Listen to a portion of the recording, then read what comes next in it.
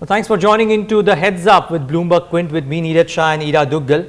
And yes, the top story does remain GST, wherein the rates on 66 consumable items has been reduced. It almost seemed like a GST for Aam Aadmi, so to say, trying to make sure that the key items in the consumable side and the rates are lower. So that remains the top story, but there are other stories as well, Ira. Absolutely, good morning, and we will detail that story, but we'll run you through some of the other things that are on our minds right now this morning. I have to say what caught my attention over the weekend was the Maharashtra farm loan waiver. It's now been expanded.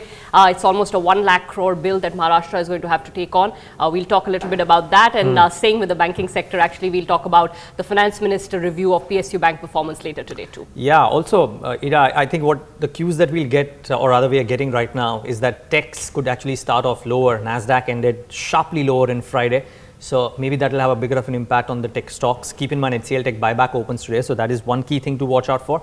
I think within GST, the tractor companies could be an interesting one amongst all the others, so that's a key point to watch out for as well. But before we get into all of those stories, just a quick recap of what happened in trade in Friday's session as well, as also probably for the week. As viewers would remember, by and large, the mid caps and the small caps outperformed the large cap pockets. So that was one key thing.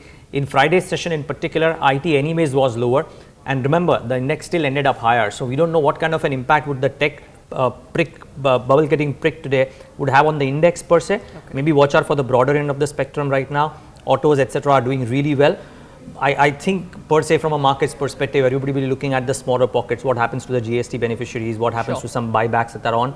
And key focus, Ira, this week is IPOs. A bunch of IPOs coming in over the next couple of weeks. So that is something that we need to watch out for. Some interesting ones, including CSTL, etc., in the pipeline. All of them in the pipeline. But GST should be interesting, Ira, today. Yeah, GST. Let's talk a little bit. Yeah, I know you've got individual stocks that are going to get impacted, but at a big picture level, what happened? Just in case you missed it, you probably didn't, but we'll give you our version of it. So 66 items have seen a review of rates. As you mentioned right at the start, a lot of them fall in the consumables buckets. Pickles, small ticket, murabba. Movie tickets less than $100 are being brought down to a lower rate, etc. Tractors are the big one from the perspective of the economy, and the other one, big one from the perspective of the economy is something that they've done for small and medium enterprises. You know that in the GST structure, they had said that anybody up to 20 lakhs would not have to pay GST. Then there was a second bucket of 20 to 50 lakhs where there was something called a composition scheme, where you had concessional rates that were applicable to you. So what they've done now is they've actually increased that bucket from 20 to 75 lakhs. So the 50 lakh has been moved up to 75 lakhs, and I think the finance minister said that the intention was to not hurt small enterprises, which are large job creators. How does this change the life? It just brings more companies into the fold, right? And these are small and medium enterprises. The fear was that a lot of them would actually get hurt by this changing tax structure. There could be job losses ensuing, and at this point in the economy, you probably don't want that happening. So there is probably some logic to it, but certainly some relief. These are not companies that are listed, so you won't see them trade, etc. But from a macro standpoint, I think the idea was to try and reduce the hit to the smallest who are actually job creators as well. Yeah, well, so maybe that's an honest attempt. As we said, I mean, I think the whole, from a listed market perspective as well, Ira, I think what they did was set right a few things, which industry captain says was setting it right. So tractors, the duty on tractors was lower than the components, and I think a lot of people said it led to an inverted duty structure. So that has been changed. So probably some reactions on an Escorts or a Mahindra and Mahindra or a couple of other smaller companies as well. So that is key. Maybe gems and jewelry companies, companies like PVR and Inox, because of the rates, ticket rates, could well be in focus today. Just that because the market is likely to start off flattish, you'll probably not have an exaggerated reaction on a bunch of these. Sure. And keep in mind the fact that companies like Escorts are anyways trading at significantly higher levels than what they used to. So we don't know how much of a reaction comes in per se from these. But these could be interesting to watch out for from a markets perspective. Sure. But I think, Ira, from a markets perspective, frankly, today, aside of GST, which we've discussed, I think technology remains in focus. Yeah, actually talk about that, because I'm not sure what happened on Friday in tech, and tech has had a really bad year in any case so far. Yeah, so probably not as bad as pharma, but yeah, you're right, absolutely right. In the list. In the list, completely in the list, not the best of stocks performers. And Friday, we did see the tech stocks anyways correct in India, but I think Friday evening our time, Nasdaq had a severely bad session. Nasdaq ended sharply lower, and if you look at just what the ADRs did and what they are indicating this morning, we'll probably have a couple of percentage points at least in some of the key large names. So all of these could start off lower. Could HCL Tech escape the brunt? Well, because the buyback is on and the buyback price is much higher. So the buyback opens today, and in all probability, people will believe that a la TCS, you'll probably have similar ratios of acceptance, and therefore HCL Tech could see some buying and maybe withstand, buck the trend, so to say. But otherwise, IT could start off sharply lower. So that's one key thing. So that is from a market's perspective. Would PSU banks, Ida, be in focus from a market's perspective? I think there is some meeting that is going to happen. There are a couple of things. Yeah, let's talk about the meeting first, and then I'll come to the farm loan waiver. So there is a review meeting. The finance minister has this review meeting periodically. They always certainly have it, at the start of a new financial year. So it didn't happen in April. It's not happening now. It's a pointless meeting. I'm going to be completely blunt. It's a pointless meeting. They're reviewing PSU targets or PSU. They're trying to understand what can be done, back and forth between PSU and the government. But there is already a roadmap on what is happening, right? So firstly, all the weak banks, the government has made very clear they're going to sign memorandum of understanding, MOUs with these weak banks. And those MOUs will come in return for capital, and you have very specific targets that are going to be set under those MOUs. What would be nice to see is those MOU targets being put in public domain, because then even investors would know that, okay, this bank is expected to bring down its cost to income ratio to this much, increase its return on equity to this much. Those ratios are not being put out in public domain. So if the government really wants to be transparent about this, they should put those ratios out there in public domain. The second thing is that they, as quote unquote, reviewing the NPA performance. What is there to review? We all know what's going on. Nothing has changed. We've got a whole bunch of new committees. We're waiting for a new roadmap from the Reserve Bank of India. I'm not sure what individual banks have to do with all of it right now. This situation has gone out of hand of banks. The government has to solve it either via capital, or the Reserve Bank has to solve it via these committees that it's setting up. So the review is a pointless one, although some commentary might come out of it. So important meeting, but nothing dramatic expected. Could there be some, is that right? But could there be something dramatic in terms of reaction on PSU banks because of the Maharashtra farm loan waiver? Because this is not the only one. We'll probably see others coming in as well. I think this one is getting interesting because when UP happened, firstly all of us dismissed it, saying that they may not do it after the elections. They did it. That was a state that's ruled by the ruling party at the center, which means that all the other states are now under pressure, and Maharashtra is case in point. I mean, first they did a limited waiver over the weekend. They've had to do a full-fledged waiver. One of our colleagues, Purva, had done a fabulous story because she had sourced some solid data from the Maharashtra government, which said that actually the farm loans are about 1 lakh crore, in excess of that 1.1 lakh crore.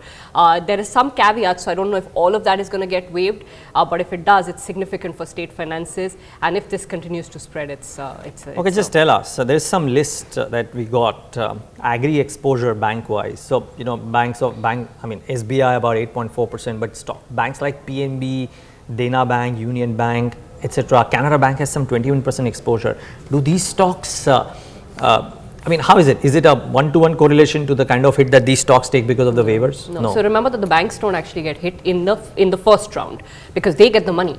The state government is providing for these waivers, so the banks will get their money. That's not the hit that the banks take. Zero impact on banks. Zero impact on that sense. What tends to happen is this whole talk about credit culture getting vitiated, and then whether your genuine farm loans also start to default and your default rates in the farm segment overall go up. So it's the second order impact that starts to impact all of these companies. I would actually also suggest that we keep an eye out on all of these listed small finance banks which have a lot of investor interest. The Equitases of the world, the Ujjivans of the world, and of course now we have a bunch of microfinance companies, whether it's SKS or Satin Credit Care, etc. There was a time when markets were pretty interested in all these companies. So it's this credit culture issue, and I think Credit Suisse had a report out on Friday, where Neelkant Mishra very sort of eloquently said that look, there is no direct impact, but there are second order impacts, whether it's on state finances, then overall condition of the joint finances of both government, central and state, and of course what does it mean for credit culture, which is something that always comes up. I think my limited thought out here is that investors anyways don't prefer public sector banks. There is a sharp move away from them, and with moves like these, probably that belief will only get stronger. People will just want to avoid PSU banks right now and just go in for the expensive private sector banks or the NBFCs, as you said. But just before we wrap up, I think one other key point aside of the GSTs and the PSU banks and the tech stocks would be auto. I mean, auto was anyways in focus in Friday's session because of what Maruti has done. Yes. It's just on a roller coaster, not really on a roller coaster, it's just going one way and that is It's up. going one way. There's only one way that is up. But Credit Suisse, you mentioned Neelkant, Yeah. and Credit Suisse has come out with a really interesting auto report, and I'll just refer to my notes out here. They are talking about expecting about a 15% volume growth in FY 18-19, Wow. which is quite strong. Honestly, it took me a bit by surprise. They have outperform rating on Tata Motors. They believe Tata Motors could emerge as a dark horse, and they have a neutral rating on Maruti, despite the fact that Maruti has done what it has done. Maybe that's why they have a neutral rating on Maruti. They believe that Hyundai and Renault could pose some interesting challenges. But Tata Motors, guys, interestingly, is Credit Suisse outperform rating. They believe it could emerge as a dark horse. Autos overall have been outperforming the broader indices, or is not so much? Yeah, well, selectively they have. I think we've seen a bunch of auto component firms and large ones at that also coming to the fore. In terms of pure play auto names, we've had the iShares, the Escorts from the non-car pack, and per se from the four-wheeler pack, it's got to be Maruti. I mean, It's just Maruti. Yeah, you can look at M&M, maybe hints of outperformance. Tata Motors, neither here nor there. The cheapest Sensex stock, but still not going anywhere. And maybe that's why the dark horse category. But yeah, I think it's got to be Maruti's been on a Maruti. run. I mean, yeah, as I said, you could look at Escorts and iShares and all of that, but yeah, I would presume Maruti. You know, we did a interesting analysis here on Friday. Maruti is the most expensive. Yes, I remember that piece, and you can read that piece on BloombergQuint.com. As Niraj well, piece, yeah. the most expensive auto company in the top 30 auto companies worldwide. Amazing. That speaks something about it. That really does. Okay, we've got some questions coming in, or one Wow. question at least. Anurag is asking us that the Times of India this morning says the farm loan waiver may cost 30,000 crore. Is it 100,000 crore? So actually, Anurag, I think the Maharashtra farm loan waiver, which was originally announced, was supposed to cost about 30,000 crore. What got announced over the weekend was a far wider waiver, although there is some fine print in there. So the number that I was referring to, the 1 lakh crore number, was the amount of farm loans pending in Maharashtra. But it will definitely be higher than 30,000 crore, because 30,000 crore was the original number. Barring these, minor fine prints, I think the number would be probably closer to 1 lakh crore. At least that's what we are given to understand. Wow, so that's some clarity. That's great. That's great. But yeah, so, Niraj, I think we're going to be doing this, to anybody who's watching, we're going to be doing this every morning. We'll come to you at about 8:30.